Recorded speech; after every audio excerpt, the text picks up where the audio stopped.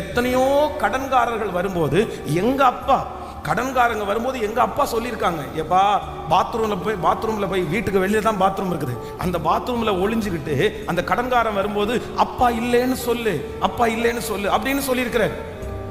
அப்பா இல்லைன்னு சொல்லியிருக்கிறாரு. அப்போ எங்க அப்பா கடன்காரரா இருந்திருக்கிறாரு, எங்க தாத்தா கடன்காரரா இருந்திருக்காரு. ஆனா நான் அப்படி இருக்க கூடாதுன்னு நான் நினைக்கிறேன்.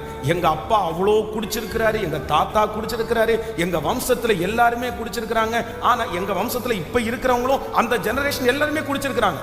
ஆனா நான் என்ன நினைச்சேன் அப்படின்னு சொன்னா, இல்ல எங்க வம்சத்துல ஃபர்ஸ்ட் ஒரு நபர் அந்த சாபத்தை உடைக்கணும், அந்த கட்டுகளை உடைக்கணும். மது நான் டேஸ்ட் கூட பார்த்ததில்லை அப்படின்னு சொல்ற அளவிற்கு கொண்டு வந்து கர்த்தர் நிறுத்தணும்னு அப்படி இருக்கிறோம். அப்ப ஆண்டவருடைய பிள்ளைகளே, உங்க குடும்பத்துல அப்படியே கண்டினியூவாய் வருகிற அந்த எகிப்தியனை, வம்சமாய் வருகிற அந்த எகிப்தியனை நீங்க ஜெயிச்சுட்டு தான் இந்த உலக